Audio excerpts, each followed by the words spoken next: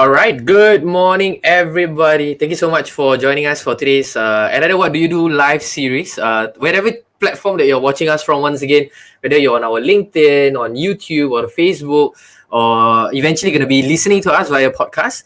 Thank you so much for joining us for another series of What Do You Do. As usual. All right. Before we actually kickstart this entire session, if you don't mind me, if you can just help me to spread the links, whether on LinkedIn, whether it's on Facebook, whether it's on YouTube, just spread the links, because why? You never know who will be able to benefit out of this conversation that we'll be having just in a bit. All right.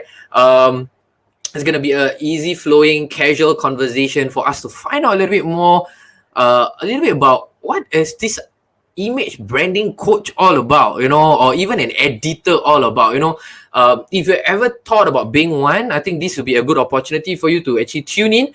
But before I actually bring the guests live on my screen right now, just a quick introduction. Once again, my name is Shukri Azman, or for short, it's Shuk. I'm a L&D or Learning and Development Practitioner. I'm a people developer. And What Do You Do is basically a live conversational series where we talk about the profession. We are not going to be talking about what is a subject matter expert, but we're going to be talking about what is a profession all about, because you never know if it's something that people want to be, but they have no idea how do they get about getting to that kind of path or career journey. All right. So it's going to be a different perspective of what this whole life is really about, right? Well, it's going to be very casual, going to be very candid, all right? But most importantly I'm pretty sure it's going to be very insightful, because if the past few days I've been flying you all over Malaysia, from Penang to Selangor and all that, for today I'll be bringing you all over from Singapore all the way to KL, all right? But interestingly, this person, she's not from KL, all right? Later I'll get her to share a little bit more. Right? But before I actually bring her live, if I can request for you to just help me to click the share button or tag some of your friends who might benefit, or I'm pretty sure they will benefit from this live. That would be really, really amazing, all right? So let's not waste any time, all right? I just want to thank you once again, because this is on a Sunday morning. The fact that you're joining me for this live, I'm very grateful. I'm very thankful, all right? Because it's your weekend, all right? Whether you're watching us from your bed, or having your breakfast, whatever channel that is, thank you once again, all right? So without further ado, let me bring the guest for today. I will let her maybe share a bit more about her name, because she has a very interesting name. I've always wanted to know a bit more about her name, because it's a very interesting combination. All right. So let me bring her live on screen right now. So hello, good morning, Angelica. Hi, good morning, Shukri. Lovely to be here. And yay, a fellow Singaporean here in Malaysia. Nice. Yes. You are based in KL. For the benefit for those of them who are not aware of, maybe I will not do the introduction. Perhaps maybe if you want to share a bit more about yourself, a bit more about where are you at right now, and probably why are you based at where you are at right now. I think that would be amazing. Angelica, I leave it to you, man. Sure. Yeah. So first things first, I'm just going to share with you my name, because not just you. Yes. A lot of people are very curious about my name as well. So my name is really long. It's Zulaiha Angelika binti Kamis. So I'm half Indonesian, half Indian. So my dad is Bugis, so that's where Zulaiha comes from, is Arabic. Angelica is Sanskrit. So it's a Sanskrit word, and Kamis is my dad's name. So when I got married to my Norwegian husband, I adopted his name as my surname, so that's where Gunnarsson comes in. I took away the binti, so it's Zu Angelica Kamis Gunnarsson, to make it a little bit shorter for people. Yes. So that makes a lot of sense now. I was trying to be honest. I haven't, to be honest, for those of you who are listening or watching this, to be very frank, I have not asked Angelica yet about how did the name come about and all that. So I wanted to just get this through the life. So that makes sense. So Zulaiha Angelica, because of the combination of your dad's because you have that Bugis. You mentioned Bugis, right? Yes. Bugis, and then Indian, and then of course your husband's from your husband's side as well. So that will be the one at the back. So Zu is basically Zulaiha. Right. Okay. Yes, and then Kamis is your dad's name. Yes, that's right. That's a very. Is this part of? Would you say that coincidentally it actually helps with your branding as well? You know what? You are totally right, because I think there's you have a lot of Angelica, but spelled differently, right? Mine is spelled differently. and then with a zoo there. So it kind of like sets me apart a little bit because of the name. So I'm grateful for my parents for being creative. Because if I'm gonna just go on LinkedIn right now, I'm just gonna type zoo without anything else, just zoo, ZU space, and you'll be one of the first few who pop out on the top few naturally. Yes, you are so right. And I think, and if I'm just gonna type Angelica according to your spelling, and you naturally will pop out as one of the first few as well, naturally as well. You are so right. Yes, that's right. That's what people have been saying as well. So that's good. That's a good thing. Blessing in disguise, right? Yes, it is. Without knowing, my parents gave me that without knowing. So. So the beauty of the gifted of the names given by our parents, there's always that beauty in the names lah. Really, really. Yeah, exactly. Right. Nice. So, well, that's the name part. Maybe the next part I want to find out. In fact, for the rest of the audience as well, or the listeners, I may say, you are currently based in Malaysia, but you are in your profile itself. You are saying you are a proud Singaporean. So how did you land yourself? Of course, yeah. How do you land yourself in Malaysia, and what makes you there? I mean, why are you there at the moment and all that? Yeah. Okay. So I moved out from Singapore 15 years ago.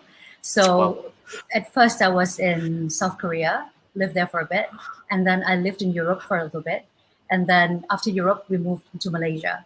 So Malaysia we've been here for 7 years, which is perfect because it's close to home.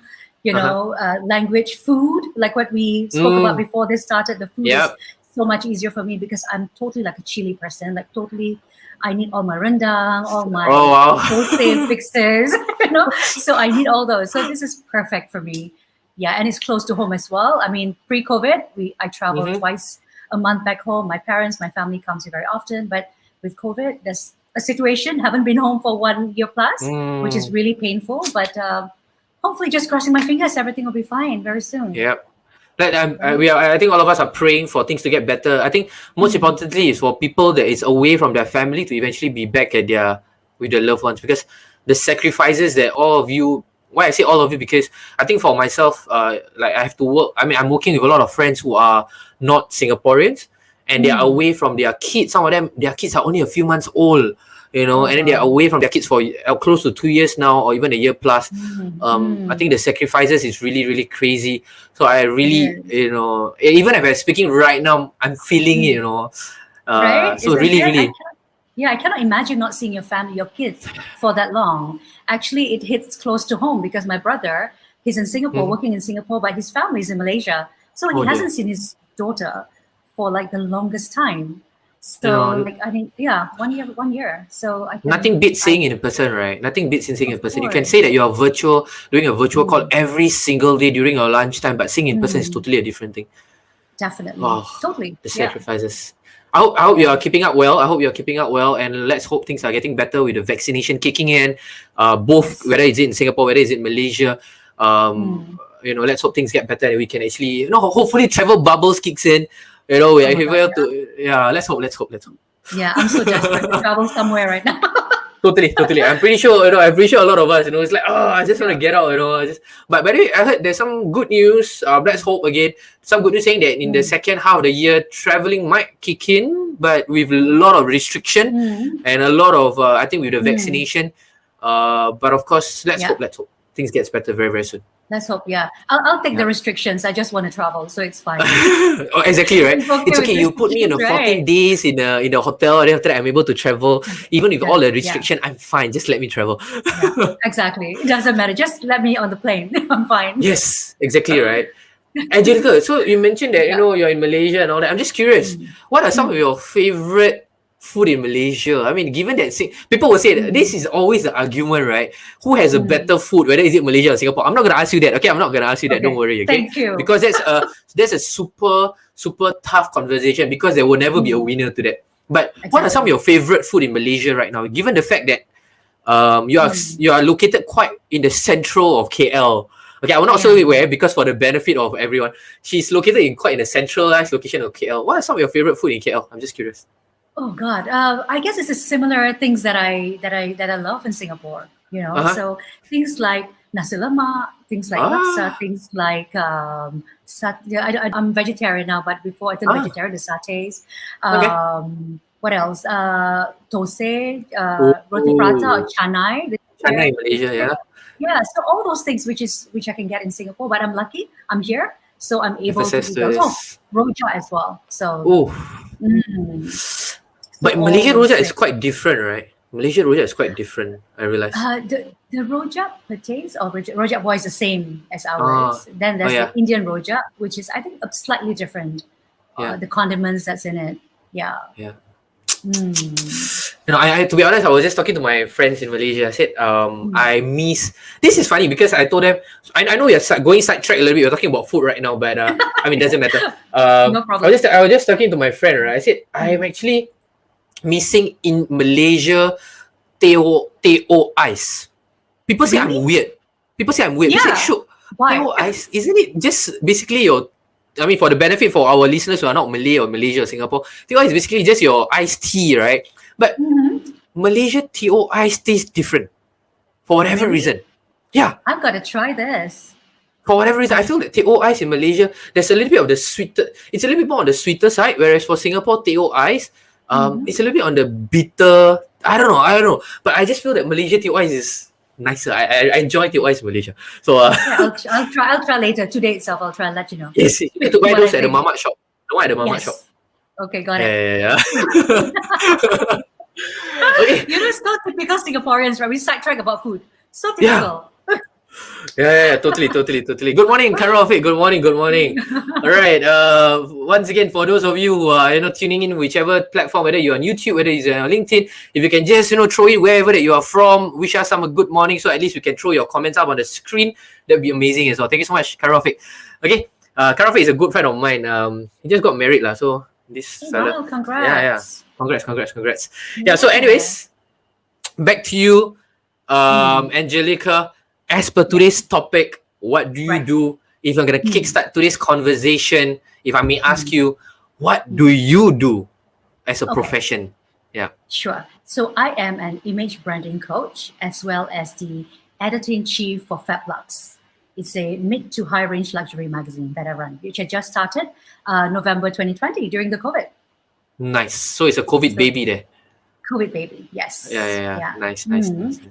So as an image branding coach, what I do is that I help clients to use whatever aura or persona they already have and enhance those to make it a winning point for them in terms of their personal presentation. So I work on the Nice. physical aspects of it, like we're talking wardrobe, hair, shoes, makeup, communication, body language, posture, those kind of things. So just for the benefits of the people out there, Yep. image coaches are not all the same. People will think we're all the same. We are not the same because some will focus on color, some will focus on hair, some will focus on makeup.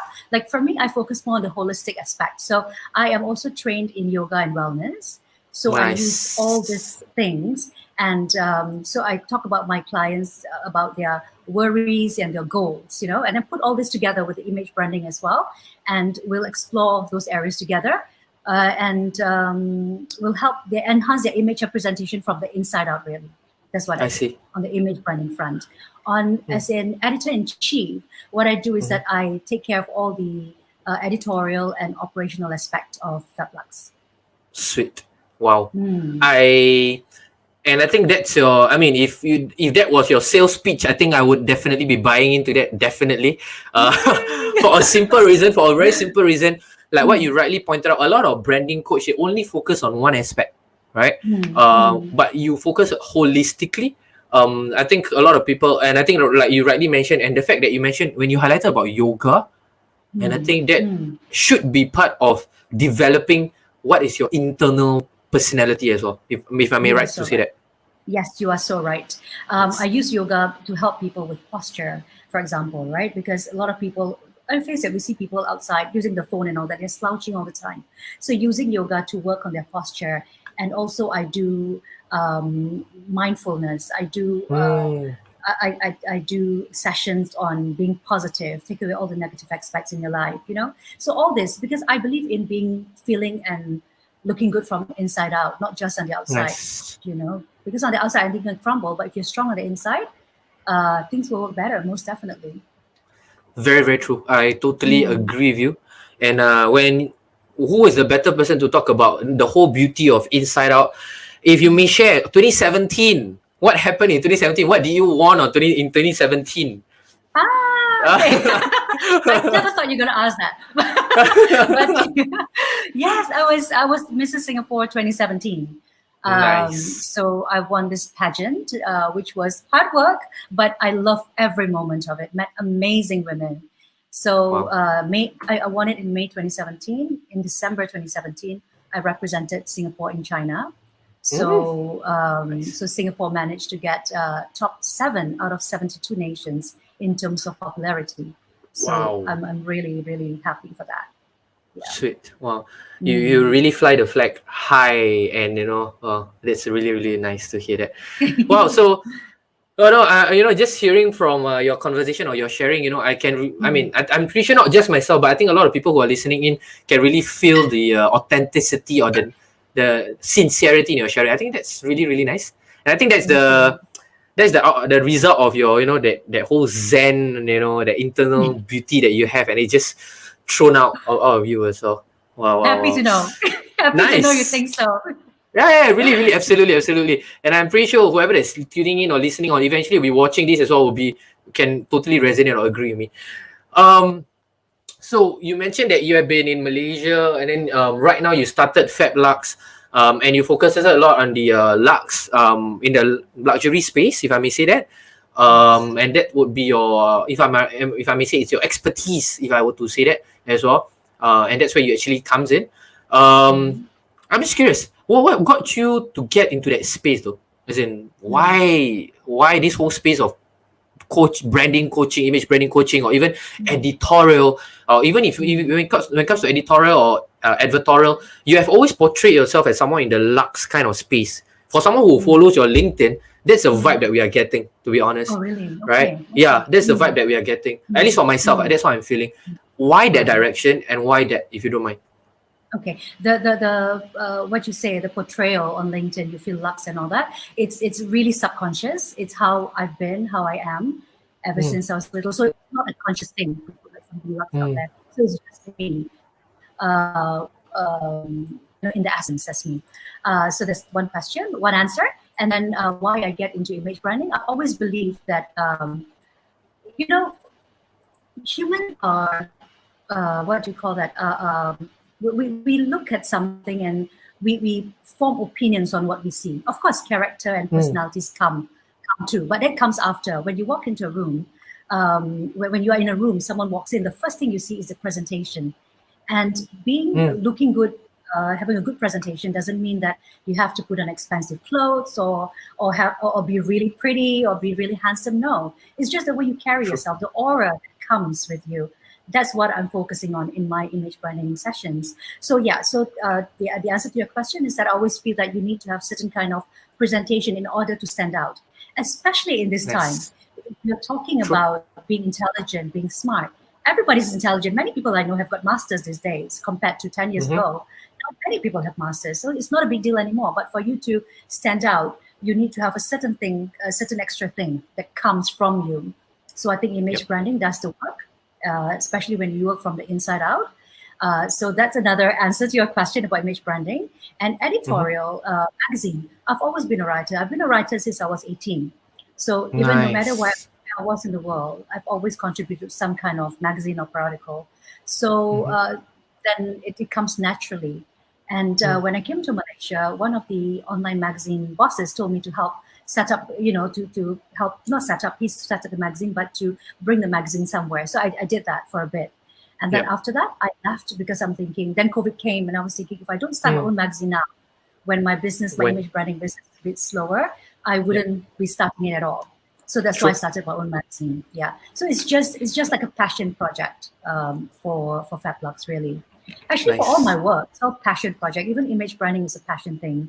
Mm. Of course, getting money from it is of course nice, but then again, I love the feeling of looking someone coming out, feeling confident of themselves. After Mm. working with them, that's the kind of feeling I like. So so yeah, that's to your question. It is something of interest, it is something of passion, it is something of what you Mm, feel that you want people to be able to portray, and that basically drives you to be able to do what you're doing. I think that's really, really fantastic, isn't it? Yeah. it I think is, yes. that really keeps you excited whenever you need to like, hey, get up in the morning, say, okay, I need to meet someone because I need to do this. I need to meet a team because I need to do this, rather than doing something that's probably a bit mundane, if I may say. Of course, there will be down days, lah, right? I'm pretty sure there'll be days that you feel like, oh man, I'm just tired of this. I'm pretty sure there are days, all of us, will encounter this kind of thing. Of course, everybody has that, yeah. Totally. And you mentioned about Fab Luxe, and I'm know that one of the conversations we want to talk about is the image branding coach. If you don't mind, I'm just gonna actually share your website on my screen, if you don't mind. So we can just take a look together. How did I get the right one? I think this is the right one. Imagine I give you the wrong company, right? This is the correct one, right? Yes, it is. It is the right one. Okay. Great. So so I think for them who's wondering what is the website, because just to be clear, it's fablux.world. It's really something that's global, something that you can bring all over, and there's really amazing stuff in here. You talk about Clubhouse as well. Yes, that's our latest. Right, nice. Yeah. Even the colors and all that, yeah. You like it? Sorry, Yeah. I mean, what do you think? Yeah. Because with the first look, because I don't know, maybe because you are a image branding coach yourself, so the choice of colors, it does gives all that tone of, if I may say, some of the words that comes to my mind, it would be a bit of luxe, a mixture of luxe and what's that word? Mysterious feeling. It's a bit of mysterious, luxe, bold a little bit. But I think your whole black and white feel here, I don't know why, but it gives that very high-end luxurious feeling. That's my take. That's my feel. Yeah. I think you should. Very good to know, because the thing is that we are growing. So right now we're looking at growing the magazine as well to begin better. So I'm thinking of different ways. The team is looking at different ways to make it better. But now you say that the colors works. Yeah. So yeah, we'll see what we're gonna do. But I'm glad to hear that from you. Nice. Cool. So for those of you who are still wondering what does Angelica do and all that, please go ahead and if you are not on her LinkedIn, I'm pretty sure I'm certain and I need you to be on her LinkedIn, because she's one of those that you need to connect on LinkedIn. I'm gonna be very honest. To be honest, when I first connected with some of for yourself on LinkedIn, you were just purely out of connection, right? I just wanted to connect to see what you're doing. But after a while, I felt that you are one of those that actually has a lot of sincerity in your sharing, in your comments, your connection and all that, which I think is very, very pleasant. Something that's really, really very, very nice. From the bottom of my heart, I'm saying this. Yeah. Thank you so much. That means a lot. Thank you. No worries. Pleasure. So Angelica, being an image branding coach, being a writer yourself, for I think when you mentioned since 18, right? It's been very long as well. I'm pretty sure you have encountered so many different type of people out there, so many types of different kind of clients, people. What are some of your misconceptions that people had about you, or stereotypes that people had about you? Okay, about myself or my profession? Your profession, sorry.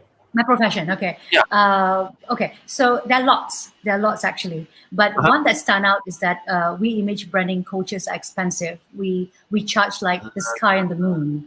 Normal people couldn't afford us, and only high profile people need us. So that is so not true. Especially during this COVID period, I have tweaked my work in a way that I work with the client's budget.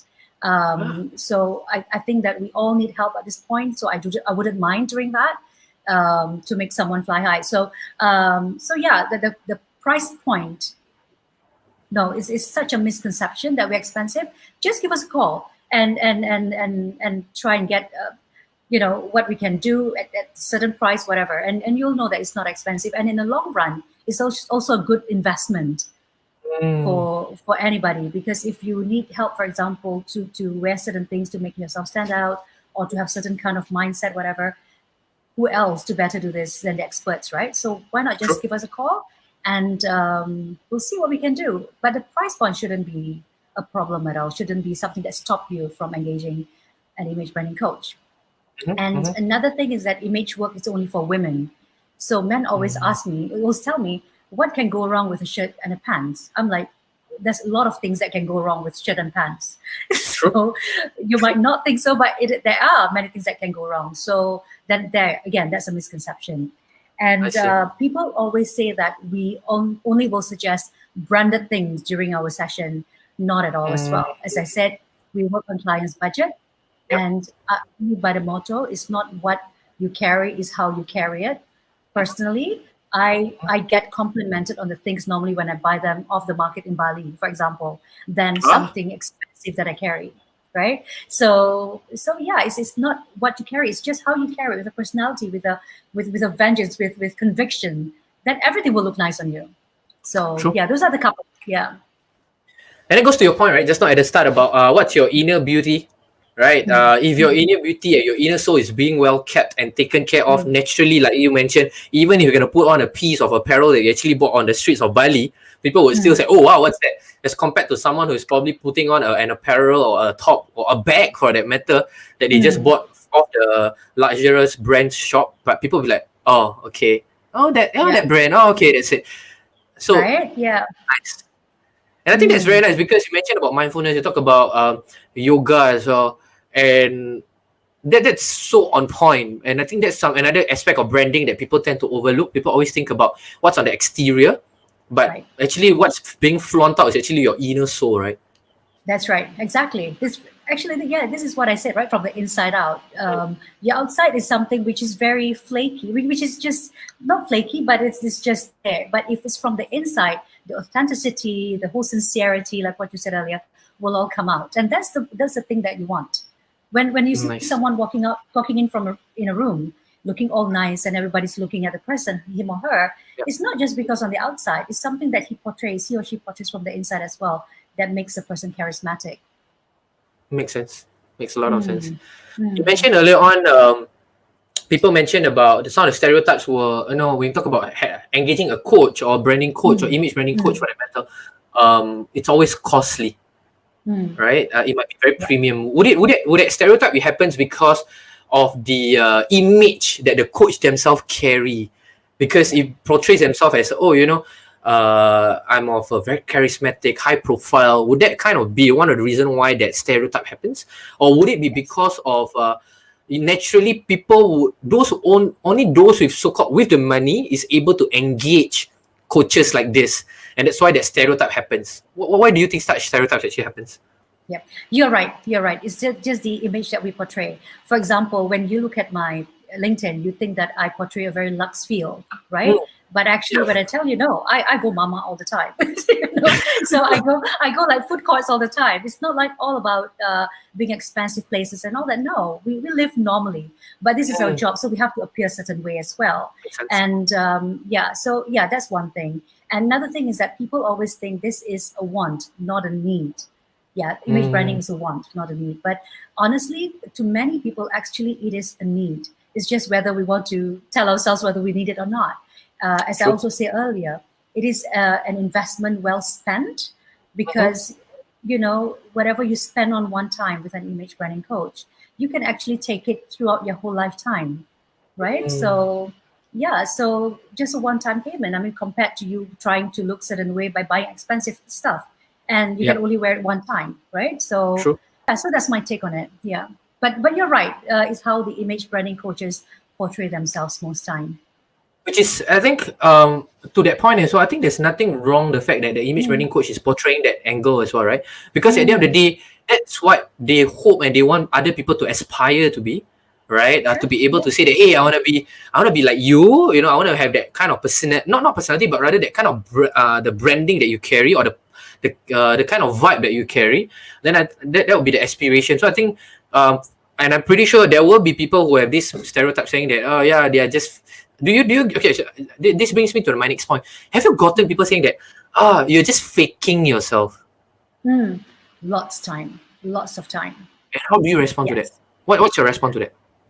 I don't normally respond to negativity. I don't. I'll just be quiet, or I'll just, if the person keep on attacking me on that level, I'll just block the person. I don't respond to that, Mm, because you can't respond to such people, because it's still going to be the same over and over. It's never going to mm, end. So I'll just don't respond. To me, it's just a waste of time to respond to those kind of people. makes sense. If I need to respond in any way, I'll Uh-huh. just try and tell them. I mean, what do you mean by being fake? Yeah. It's not right to judge. You don't know me. So yeah, but normally I just don't bother to respond to those. Yeah, but yes, I I get see. lots of that. Oh, you're fake. Oh, the way you accent is so fake. Oh, you're just so fake. I mean, I get that all the time. Mm, mm, mm, mm, mm, mm. Yeah. Mm. That must be very tough. But I think like what you mentioned as well, I got to that's a quick. I mean, that's a huge learning point for me as well. It's like, hey, you know what? People will have a lot of things to say, but it's for us to filter out and to see what's benefiting us and what is not useful to us, and then Correct. because at the end of the day, who's our audience? Who are the people that want to impact? Because there will always be people who will disagree with your analogy or your thought process or your perspective of certain things. But if you're gonna hop over that few things, then you're just slowing your own process. Because at the end of the day, I mean, these isn't the people that's gonna pay your bills anyway, right? Exactly. So Exactly. If you think about it, people who talk bad about other people because they're unhappy about what they have, right? I mean, people who are successful, who are better than you, won't say anything. So just leave it at that. So yeah, there's no point. this is interesting. This is interesting, right? Because just to sidetrack a little bit, as we are having this conversation right now, in fact, I've been doing this live series about what do you do. I think this is the 1, 2, 3, 4. I think this is the 6th episode, if I'm not wrong. Fifth or the 6th episode. Yeah. So when I started this off, right, there were some naysayers out there. There were people saying about it. People that was quite close around my circle. People who probably in my workspace even. I'm not so sure. Maybe. I'm not gonna quote names, right? But people saying that, hey, why is Shukri so free? You mean he got nothing to do at work? That's why he's doing all this. Then I'm thinking, in the first place, I am doing this beyond my work hours. If you think about it, I'm doing it on a weekend. I'm doing it in the evening. And going back to your point, hey, I'm doing this because this is something that I'm passionate about. There's a purpose to this. And I mean, at the end of the day, our life is not just about work, right? It's about how. So when people, when I have this conversation, people are talking about it. Hey, why you should doing this kind of thing? Is he so free and all that? I'm just like, if you can't do it, you don't put others down just because you cannot do it. Simple as that. You are so right. Yeah, there's a certain, you actually bring out something, right? Yeah, bring out something in them that I don't do it. I cannot do it. So of course I've got to say bad about this person who's going to do it, because if they are doing, if they have their own shows, they wouldn't be saying anything, right? So it's just human nature. I think haters gonna hate. That's what they say. Yeah. So there's no point to react to that.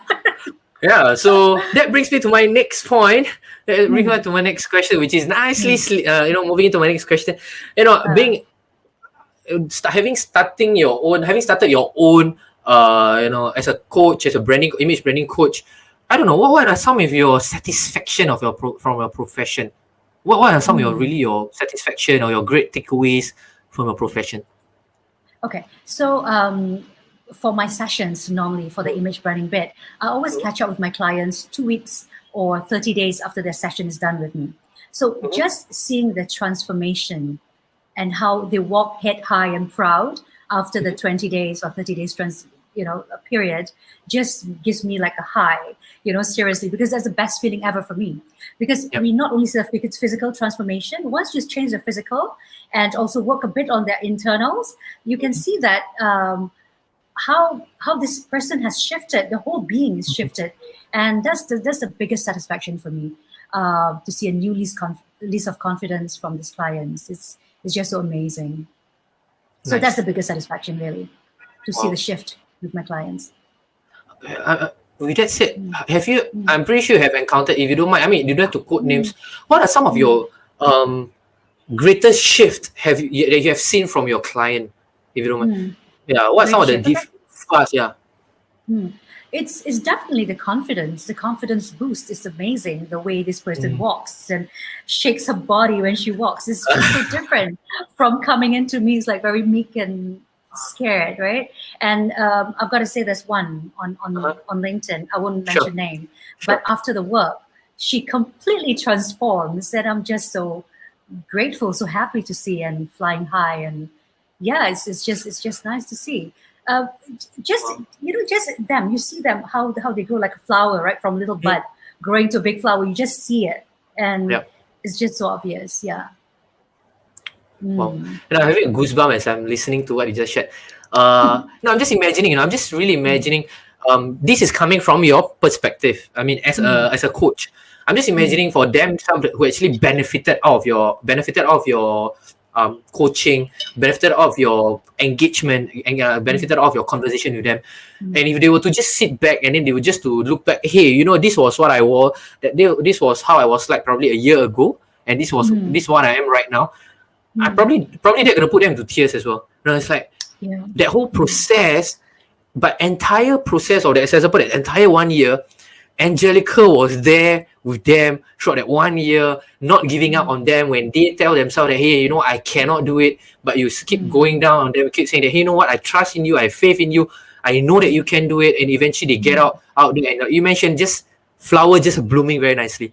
Yeah, it is. Yeah, and I'm actually talking from experience as well. I mean, when I was little, you know, this is sharing a bit of my personal journey. Sure. When I was little, you know, because I don't know if I'm sure we belong to the same to the different age groups. But if you remember, many years ago in Singapore, being of certain color is considered not nice. So I grew up in a time where being tan is not considered pretty. So I grew up during that period where it's a bit torturous in my mind, right? So when as I grew older, and then, you know, India started winning beauty pageants, and people started to look at in the West where all the black artists perform, Beyonce is, you know, blooming and all that. So that's when things shift. Things shift for me as well, because now people are taking notice of all these tan-looking people, right? So for even my transformation from there, my mindset and all that, which has been like a long journey for me. You know, it's quite a work for me. So after the change, I could see how myself bloom, and so that's why when I have that experience. So when I coach, I also know how that person feels, and to be transitioned from that to what they are now, I can imagine their feeling, and you know how they perceive themselves in the world. Wow. It's a very enriching career, if I may say lah. It's to see. So then my next question, I mean, I'm just curious. So assuming, right, one day I decide to say, hey, I want to be like Angelica, I want to be an image branding coach. For example, you know, for them who is listening in right now, what does it take to be one? What does it take to be one? Okay, sure. Firstly, okay, I've been doing this quite some time now. So when I was living in Norway, I was doing this as well, but I did it without certification.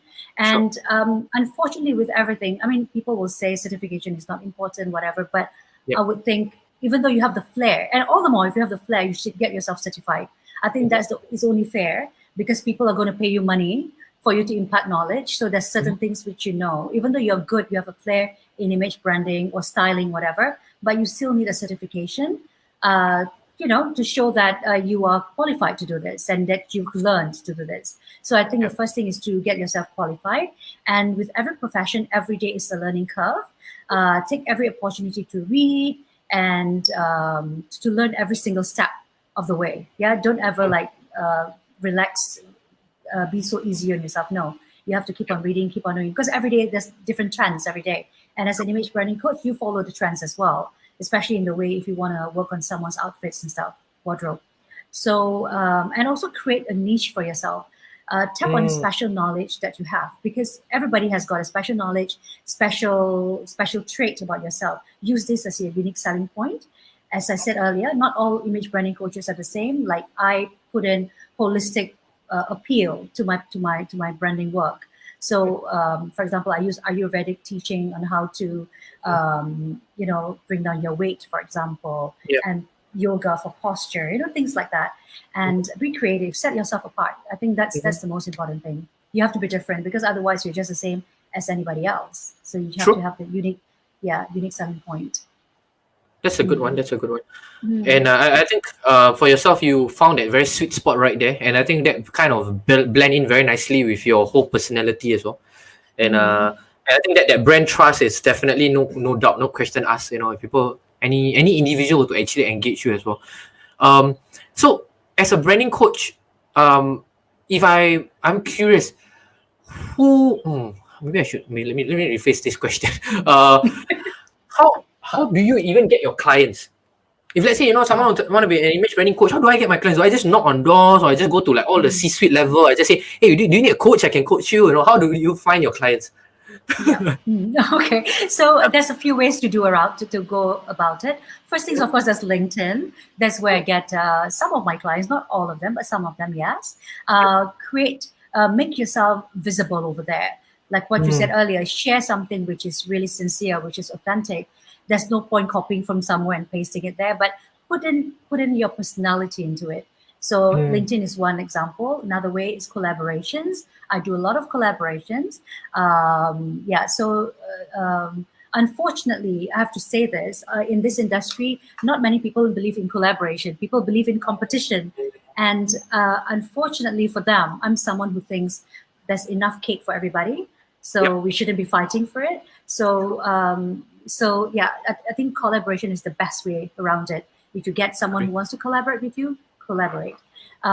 So that's another way. And of course, through word of mouth, through friends. How many clients you worked on, if you're good, they will refer you to another person. Yeah. So Those are the three. your branding is very, very critical. I mean, that's a no-brainer, right? I mean, you're going to be an image branding coach. You got to put yourself out there. You got to be able to collaborate. You got to be able to network as well. And I really like that point about collaboration over competition. I think, especially at this period of pandemic, I think even before pandemic, for that matter, we have enough. Competition between one another. But I think it's about how can we elevate each other better in terms of the business. I'm pretty sure, for yourself, if you were to sit down on the table with another branding coach, I'm pretty sure there'll be something that the other branding coach doesn't have that you're able to complement, So right, and yes. so I really don't see why the competition is needed, because at the end of the day, people engage you because of who you are, and at the same time, there's only so much time that you have that you can actually engage so many people. Just imagine if you're going to be so competitive. You think that you can access to every client? I mean, it's not gonna happen, right? So No. so I really love that point. It's about collaboration, and even though you reach that level whereby you think that you are very, very well qualified, again, I think the power of collaboration is crazy. So never see yourself as, hey, you know what, I'm the pinnacle of everyone. I don't want to collaborate. People should be coming to me. I don't need to go to anyone. So that's something that I'm learning right here from Angelica as well. If you have not captured that learning point, please take down notes right there. Oh well. Yeah. So, Angelica, I'm pretty sure there has been some downtime as well. Have you ever felt that you failed being in the industry? I know you don't. I mean, probably for your personality, you might not want to talk about all the negativity. But if you don't mind, yeah. Yeah. No, I can talk about it. But unfortunately, I've never feel like I failed in this journey. This is real talk. I mean, I'm not just saying it, but as I said, there's no. I don't feel like I failed, but just the disappointment with what I told you earlier.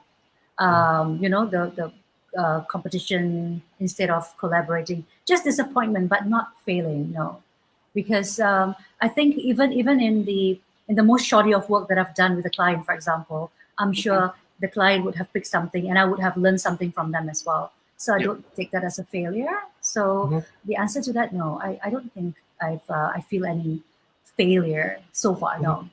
Yeah. How do you face, for example, I'm pretty sure you have client that comes to you and say, hey, Angelica, I need you to, brand me, I need you to help me to reconfigure my brand or whatever you call it, right? But the thing is that you have put in your time, you have put in your effort, you have put in your plans, but the thing is that it doesn't work out because of your client themselves. They did not commit to it. So how do you get through this? I'm pretty sure there are times where you feel like, oh, I already put in so much effort, even though I'm getting money out of this, but it's just that I don't see the outcome. I don't know, how do you deal with this kind of outcome? Yeah. Okay. So when you see someone like an image coach like myself, you have to have. I've always asked them first. You need commitment. You cannot just do this for 1-2 days and after that don't want to do already. Cannot. You have to commit, because I always believe there's no ugly person. There's only lazy people, right? Because all of us, no matter what our face is, there's a chance for us to be a swan, for example. It's only whether or not we want to put time. There are people who tell me, you wake up a certain time just to do your hair, but if you don't do it, then you won't look a certain way, right? What's 5 minutes or 10 minutes of your sleeping time? What's that? Just sleep 10 minutes earlier lah, so that you wake up early, right?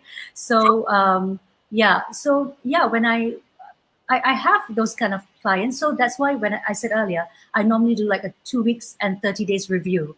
And sometimes if there are clients who's still very stubborn and still don't want to do it, I'll drag it a little bit. I'll maybe 1.5 months or like 45 days or 2 months, and I'll come back and revisit them. Yeah, in order to cheer them on. Yeah. Makes sense. I'm just curious. I'm gonna steal some of your knowledge right here a little bit. Assuming, all right, you have seen a bit of my profile, you have seen a bit of my content and my sharing. If there's one thing that you need me to change for my branding, what would that be? Oh my God, you're putting me in a spot. Don't do that. Okay. No, so far, I've been very impressed with you. You are you are such I have, actually I told my parents, my mom was an ex-educator, so I was telling her that I'm going to talk to this guy, whatever, and what I told her was he's very what was the word that I used, he's very determined, he looks to be like someone who's really determined, who knows what he wants. That's what I see from you, and I think that's a very good thing. You're very friendly. Your communication is amazing. So no, I don't think because I haven't met you in person, I don't know the way you dress. I'm not sure, so I cannot comment on that. So yeah, so far it's been good. On what I see, it's been good. Wow. Okay. Sorry to put you in a spot. So I wasn't planning. I wasn't planning to. But I thought maybe I just try my luck here. Okay. Oh, nice one. No, sorry if you don't feel you didn't. You thought, oh my God, you caught me off guard. Sorry about that. No problem. It's fun. We are past over 45 minutes, if you're not aware. Wow, yeah, that's right. Yes, now it's already 11:20. Which brings me to I actually have last 2 questions for you. I'm gonna ask you. I'm just gonna give you my last question first for you to think about. All right, I'm just gonna give you my last question for you to think about. But you don't have to answer it now. All right. Basically, the last question is about that golden ticket advice that you want to give for those who want to be a branding coach like yourself, or even give some tips about for those who want to be an editor, editor in chief, right? Is that what you do? All right. That will be the last question. All right. You can just think about that first. But before I bring you to the last question, perhaps I have this question for you. In just one sentence, what's your profession really all about? You probably have talked about it earlier on a couple of times, but what's your one sentence about what's your profession really all about? Okay, so just to wrap up on what I've already said. So image branding is all about taking something that is truly and authentically you, only to enhance and make you a better you through a journey that will not only improve the way you look, it will also change the way you perceive yourself from the inside out. So that's my perception of image branding. It's not just on the outside, it's all from the inside as well. So that's what I've been keep on repeating since the beginning. Yeah, so that's that's my one sentence. Nice. Did you get that? Do you want me to repeat that again? I got that. Okay. Very sharp and clear. And for those of them who are listening in, bear in mind, a lot of people can tell you how you look like on the outside. How do you match your top and your bottom? For the guys, how do you match your belt with your shoes? But I think most importantly is, or at the same time, is to complement. I won't say most importantly, but it's to really complement is what's on your inside. And it takes a lot to find a coach that's able to actually build your inside as well. I mean, your internal personality, if I may put it that way. And because that can be seen from your face. And that's something that people can immediately see from the first time actually they look at you, right? So yeah. Nicely put right there. So do you want to add more about that part? No, I'm good. I'm good. If it's clear to you, then yeah, that's it. Yeah. So that brings me to my very, very last question. And how are we gonna do this? It's gonna be a bit more dramatic a little bit. So what's gonna happen is I'm gonna play a short video about 5 seconds. Right, just a very short video, 5 seconds. After that 5 seconds, it will just be you on the screen. All right. Basically, it's your golden ticket advice for them out there who wants to be like you or wants to be an image branding coach. What would be your advice? Whatever advice it may be. Okay. Are we good? Okay. So, all right. So that's it. Here we have Angelica will be sharing with us that golden ticket advice. If you want to be like her, or if you want to be that image branding coach, all right. So I will leave it to Angelica. All right. So.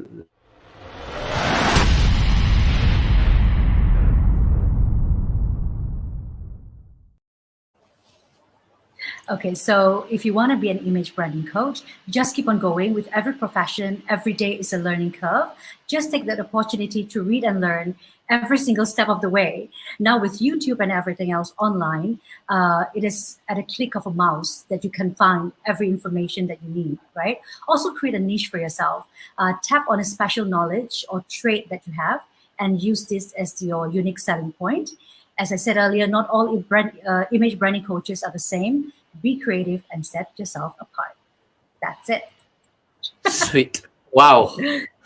That is. Do you say that often? Is that like a statement that, when doing an interview, something that is at the back of your mind? Is your mantra? Okay, I've got to be honest. It's at the back of my mind, but I just need to put it there just in case if I miss something. So it's on my screen. Okay. No worries. It sounds great. Right. It's also real. It's also natural. Don't worry. I wouldn't even think that you actually had that typed out. So it's all good. So, Okay. Angelica, thank you so much for joining me for this. What do you do? Really, really appreciate your time, especially on a Sunday morning.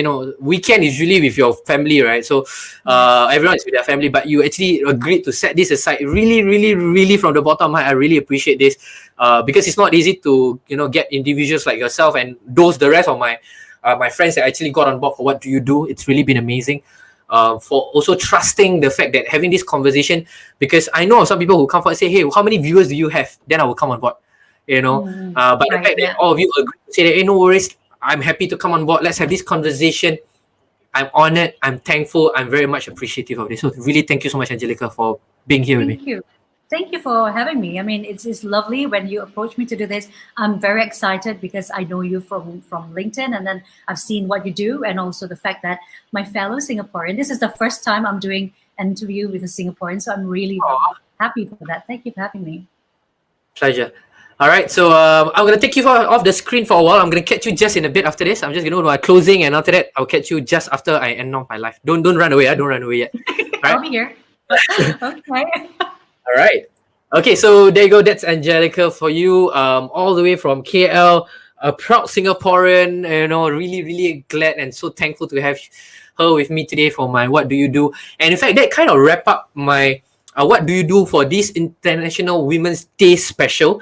3 days straight, people called me crazy. Shook, you are so free, is it? Shook, do 3 days straight live on the Friday night, Saturday morning, Sunday morning.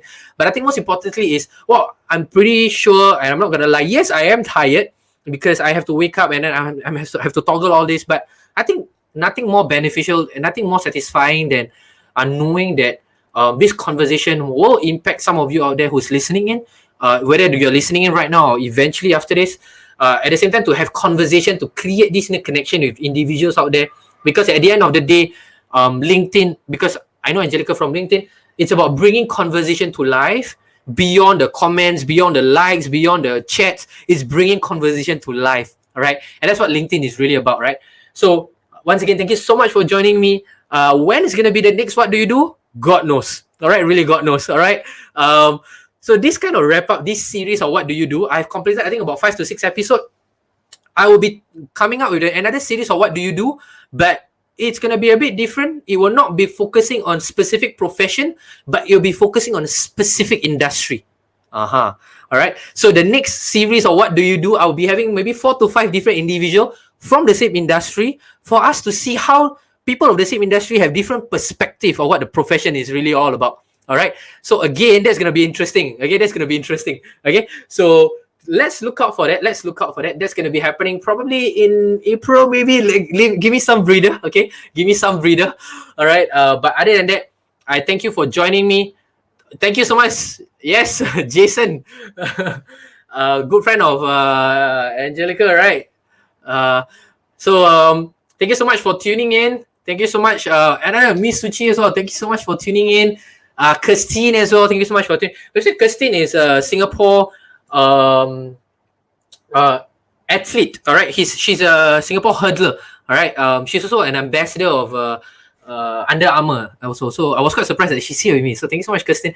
So once again, whichever part of the globe that you're in, please stay safe. Please wear your mask. And let's really, really fight COVID together.